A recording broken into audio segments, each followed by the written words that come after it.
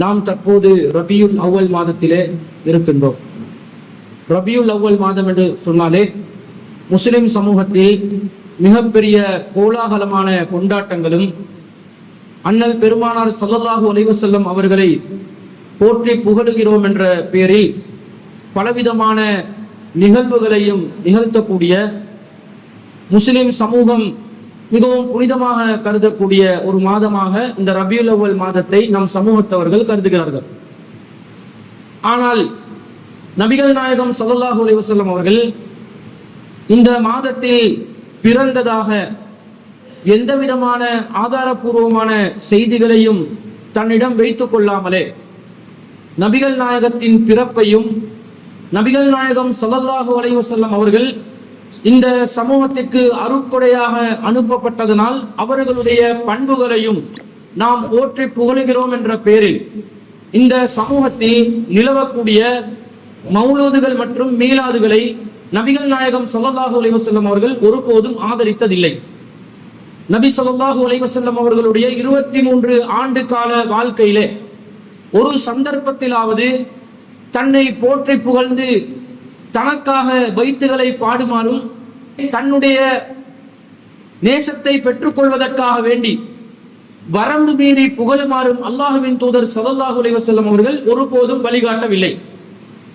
ஒரு சில சந்தர்ப்பங்களை மாத்திரம் எதிரிகள் அல்லாஹ்வின் தூதர் ஸல்லல்லாஹு அலைஹி வஸல்லம் அவர்களை வரம்பு மீறி விமர்சிக்கின்ற நேரத்தில் அவர்களுக்கு பதிலடி கொடுப்பதற்காக வேண்டி இஸ்லாமிய வரம்புக்குள்ளே இருந்து அக்தான் பின் தாபித் ரலியல்லாஹு அன்ஹு அவர்களை போன்ற கவி புலமை பெற்ற நபித்தோழர்களை வைத்து பதிலளித்திருக்கிறார்களே தவிர வெறுமனே தன்னை போற்றி புகழ்வதற்கு கவி பாடுவதற்கும் கவிதைகளை ஏற்றுவதற்கும் அல்லாஹ்வின் தூதர் ஸல்லல்லாஹு அலைஹி வஸல்லம் அவர்கள் நமக்கு வழிகாட்டவில்லை.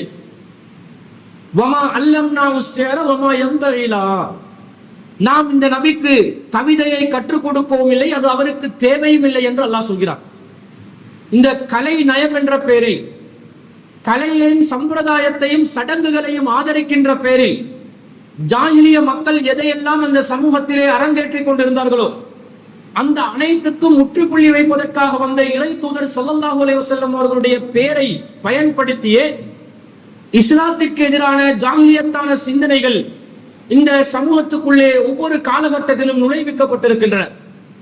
அந்த வகையிலே ஒரு 300-400 ஆண்டுகளுக்கு முன்பதாக இந்தியாவிலே, தமிழ்நாட்டிலே, இன்னும் சில கேரளா போன்ற பகுதிகளில் இருந்த அரபு புலமை பெற்றவர்கள் என்று கருதப்படக்கூடியவர்களால் இயற்றப்பட்ட பாடல் வரிகள் தான் இந்த மௌலூதாக இருக்கிறது. அதற்கும் வேற சுபஹான் மௌலூத் என்று சொல்லி பெயர் வைத்திருக்கிறார்கள். உங்கள் அனைவருக்கும் தெரியும், இந்த சுபஹான் என்ற நிலை இந்த அகிலத்தை படைத்து பரிபாலிக்கக்கூடிய சர்வதிகாரம் பெற்ற அல்லாஹு ரப்புல் ஆலமீனுக்கு மாத்திரம் உரிய ஒரு பண்பாக இருக்கிறது. அல்லாஹுவை நாங்கள் சுபஹான் அல்லாஹ் என்று தஸ்பீஹ் செய்கிறோம். காரணம், அல்லாஹ் பரிசுத்தமானவனாக இருக்கிறான், பாவங்களுக்கு அப்பாற்பட்டவனாக, குறைகளுக்கு அப்பாற்பட்ட நிலையில் அல்லாஹ் இருக்கிறான். அந்த அல்லாஹ்வுடைய சிஃபத்தை இந்த மௌலூது புத்தகத்திற்கு வழங்கி, இதுவும் ஒரு பரிசுத்தமான புத்தகம் தான், அல்லாஹ்விடம் எவ்வாறு குறை இல்லையோ அது போன்று இந்த மௌலித் வரிகளிலும் எந்த ஒரு குறையும் இல்லை என்று சொல்லி நபிகளாரை புகழ்கிறோம் என்ற பெயரில் அல்லாஹ்வை ஒரு கவிதைக்கு இணையாக்கக்கூடிய ஒரு நிலையில் இந்த சமூகத்தில் அறிஞர் பெருமக்களாக கருதப்படக்கூடியவர்கள் மிகப்பெரிய ஒரு ஆபத்தான காரியத்தை செய்திருக்கிறார்கள். இந்த விடயங்கள் எல்லாம் இந்த சமூகத்தில் இருக்கும் ஆலிம் பெருமக்களுக்கு தெரியாமல் அல்ல, தெரிந்து கொண்டும் வரட்டு கௌரவத்தினாலும் பாரம்பரியத்தை கைவிட முடியாது என்ற பிடிவாதத்தினாலும் இந்த அனாச்சாரங்களை இன்று சமூக மன்றங்களில் அரங்கேற்றிக் கொண்டிருக்கிறார்கள். நபிகள் நாயகம் ஸல்லல்லாஹு அலைஹி வஸல்லம் அவர்கள் நமக்கு எதை கற்றுத் தந்தார்கள்? மன் அமில அமலன் லைஸ அலைஹி அம்ருனா ஃபஹுவ ரத்துன். நம்முடைய அங்கீகாரம் இல்லாமல் யார் ஒருவர் ஒரு அமலை இந்த சமூகத்தில் செய்கிறார்களோ அது நிராகரிக்கப்படும், ரத்து செய்யப்படும் என்று நபிகள் நாயகம் ஸல்லல்லாஹு அலைஹி வஸல்லம் அவர்கள் நமக்கு எச்சரித்திருக்கிறார்கள். அது மாத்திரம் இல்லாமல் இந்த மார்க்கத்தின் பெயரால் நாங்கள் எதையெல்லாம் புதிதாக உருவாக்குகிறோமோ அவற்றை அனாச்சாரங்களாகவும், அந்த அனாச்சாரங்கள் வழிகேடுகள் என்றும், அந்த வழிகேடுகள் நரகத்தை சென்றடையும் என்றும் நபிகள் நாயகம் ஸல்லல்லாஹு அலைஹி வஸல்லம் அவர்கள் நமக்கு கடுமையான கண்டனத்தை விதித்திருக்கிறார்கள்.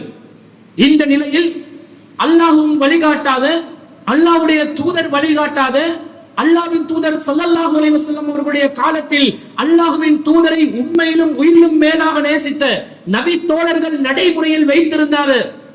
ஒரு செயலை இன்று சமூகத்திலே ரபியுல் அவ்வல் மாதம் பிறந்தவுடன் 1 முதல் 12 நாட்கள் கோலாகலமாக கொண்டாடுகிறார்கள் என்று சொன்னால் மார்க்கத்தை விட்டு இவர்கள் எவ்வளவு தூரமாக இருக்கிறார்கள் என்று சிந்தித்து பாருங்கள்.